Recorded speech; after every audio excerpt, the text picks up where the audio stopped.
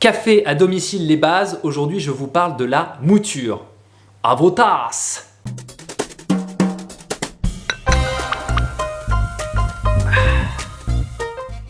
Alors cette série de vidéos, elle m'a été inspirée par un copain qu'on va appeler Alexis, qui a dû partir précipitamment de chez lui. Vous allez me dire, c'est de circonstance en ce moment. Et il n'a pu ni prendre sa DeLonghi, ni son café de spécialité. Il adore le café, qu'est-ce qu'il a fait? Il a été en supermarché et il a acheté un café moulu qu'il a voulu préparer en French press. Et ouais, il a trouvé ça dégueulasse. Parce que ça marche pas comme ça. Déjà, quand vous achetez un café moulu au supermarché, votre café moulu, il sera tout juste bon en café filtre, donc cafetière électrique. Et encore, à chaque préparation, à chaque méthode, sa mouture. Et Dieu sait qu'il en existe des méthodes. On vient de parler de la French press, mais il y a l'Aeropress, la Chemex, l'Expresso, l'Ibrick, et j'en passe, et des meilleurs. Et avant de vous donner les tips, c'est-à-dire quelle mouture pour quelle méthode, il y a quelque chose de fondamental dont vous allez avoir besoin. Il s'agit d'un moulin. Et ouais. Et le moulin, pour deux raisons principales. La première, c'est pour avoir un café toujours frais. Le café, quand il est moulu, il se conserve mal.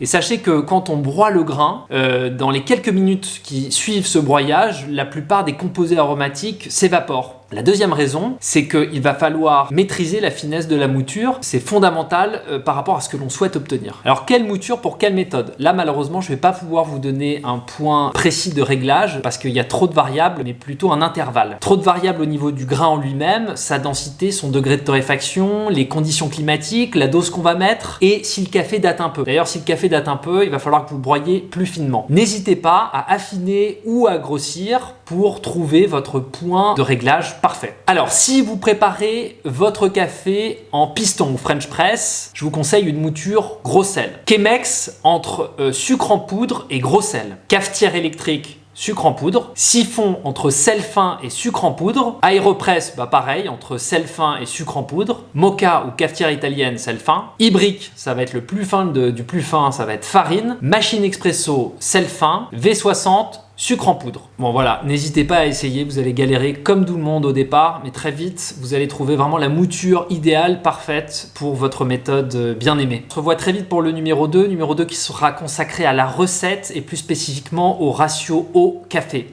À bientôt. Ah et puis bon, n'oubliez, ça vous le savez, hein, n'oubliez pas de partager, de liker, de vous abonner et surtout, n'oubliez pas de prendre du plaisir.